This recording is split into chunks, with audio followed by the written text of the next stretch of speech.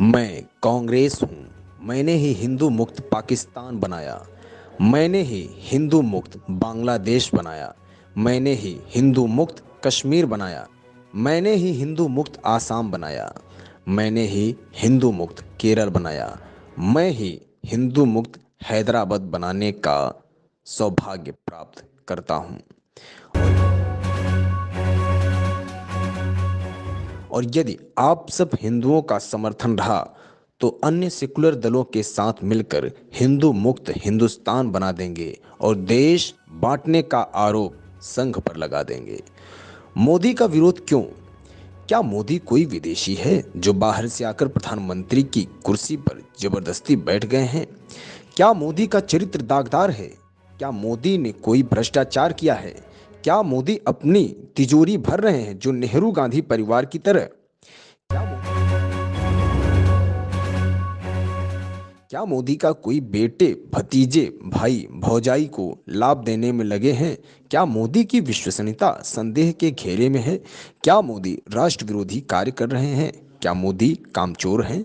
स्वयं से ये सवाल करने पर हर बार अंतर्मन जवाब देगा, नहीं नहीं। तब मोदी से एलर्जी क्यों?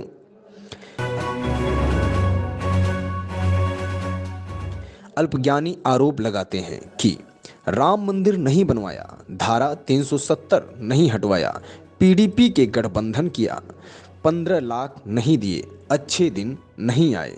तो ये बताओ कि तुम्हें सभी विषयों में 100% नंबर मिले थे क्या? पहले नौकरी लगते ही घर खरीद लिया था क्या? पांचवा तल्ला बनने से पहले मजबूत नींव नहीं बनाई थी क्या? पांचवा गियर पहले लगता है कि पहला गियर? उदाहरण और भी जोड़ सकते हैं। कोई नहीं बताता कि अगर मोदी नहीं तो कौन कौन कौन बना सकता है स्थायी सरकार? कौन बनवा सकता है राम मंदिर? कौन हटवा सकता है धारा 370?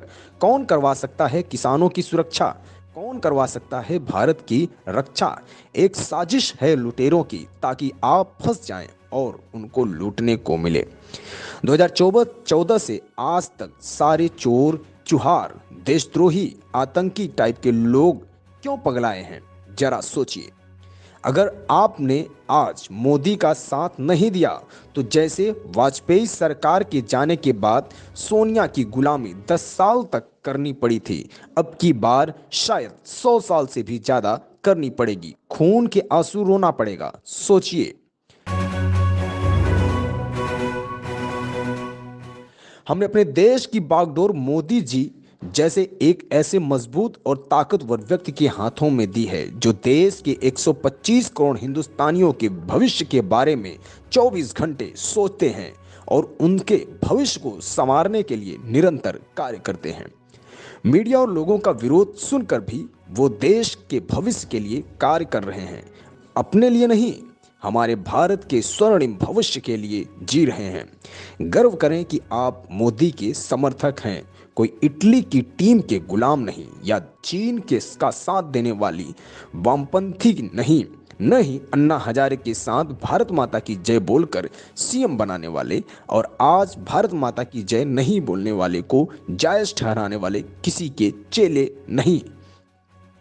10 लोगों को शेयर करें ये ऑडियो।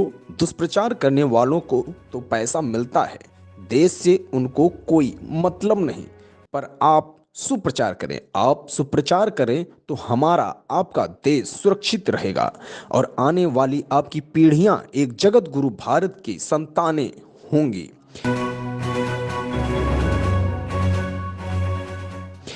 जब देश का बंटवारा हुआ तब सरकार किसकी थी?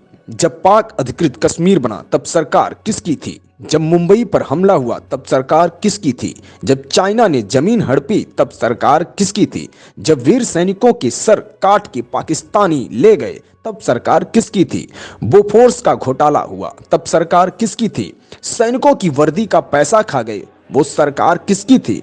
सरकारों का कत्लेआम किया, वो सरकार किसकी थी? शिमला का समझौता कर देश की बेशकीमती जमीन पाक को दे दी, तब सरकार किसकी थी? आसाम में हिंदुओं का खून बहा, तब सरकार किसकी थी? कश्मीरी पंडितों को मारा गया, तब सरकार किसकी थी? कॉमनवेल्थ घोटाला, कोल घोटाला, 26 घोटाला, 2G घोटाला, तब सरकार किसकी थी? दूरदर्शन के मोनो से सत्यम शिवम सुंदरम हटाने वाली सरकार किसकी थी? भारतीय मुद्रा से सत्यमेव जयते हटाने वाली सरकार किसकी थी? वंदे मातरम का अपमान किया, वो सरकार किसकी थी? इंदिरा गांधी के रास्ते में आने वाले लाल बहादुर शास्त्री की ताशकंद में रहस्यमय हालात में मौत हो गई। नेहरू के लिए खतरा बन रहे श्यामा प्रसाद मुखर्जी और दीनदयाल उपाध्याय की हत्या कर दी गई और पुलिस ने आज तक इस साजिश से पर्दा नहीं उठाया।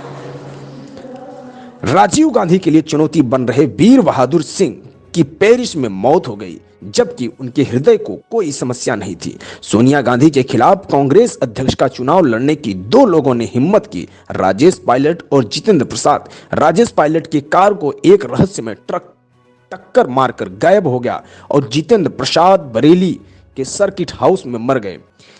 इसके पहले सोनिया को चुनौती देने वाले सीताराम केसरी को पार्टी से भगा दिया गया था। राहुल गांधी के लिए खतरा साबित हो रहे माधवराव सिंधिया एक प्लेन एक्सीडेंट में मारे गए, जबकि उनका प्लेन ब्रांड न्यू था और उसमें कोई समस्या नहीं थी और किसी भी मौसम में उड़ने वाला सिस्टम लगा था। कांग्रेस और विदेशी कंपनियों के लिए खतरा बन चुके राजीव दीक्षित की मौत हो गई। राजीव भाई की मृत्यु की खबर किसी भी मीडिया चैनल ने नहीं दिखाई। मित्रों, जो भी इस परिवार के अत्याचारों के खिलाफ आवाज उठाता है, उसकी रहस्यमय हालात में मौत हो जाती है। सच थरूर की पत्नी भी इस बात का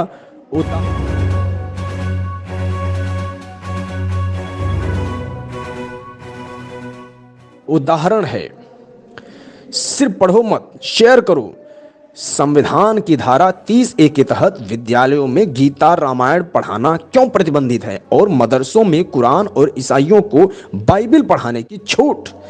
हिंदू मंदिरों और तीर्थ स्थानों के चढ़ावे पर 70% सरकार का हक, मस्जिदों और मजारों पर चढ़ावे का पूरा हक उन्हीं का, साथ ही सरकारी अनुदान। बाबा अमरनाथ कैलाश पर्वत की यात्रा पर सरकार को टैक्स, लेकिन हज यात्रा पर सब्सिडी। इच्छा है तो इस मैसेज को आगे बढ़ाएं, वरना स्वयं को भारतीय कैसे कहेंगे? जय हिंद। मित्रों, ये लाइनें, पंक्तियां जरूर पढ़िएगा, पूरा पढ़िएगा।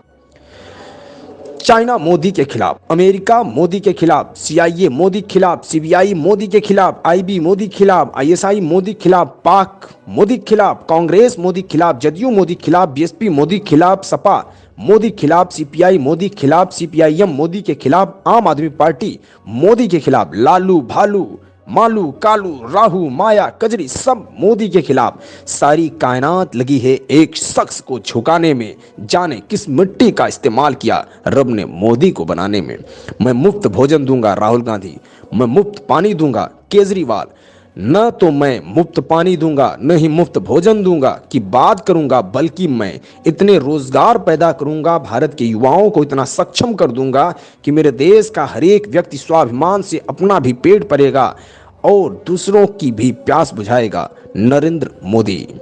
अगर देश के लिए कुछ करना है तो यह संदेश 3 लोगों को भेजें, बस एक कड़ी जोड़कर देखें, पूरा देश जुड़ जाएगा। जरा सा फॉरवर्ड करिए इस वीडियो को। धन्यवाद।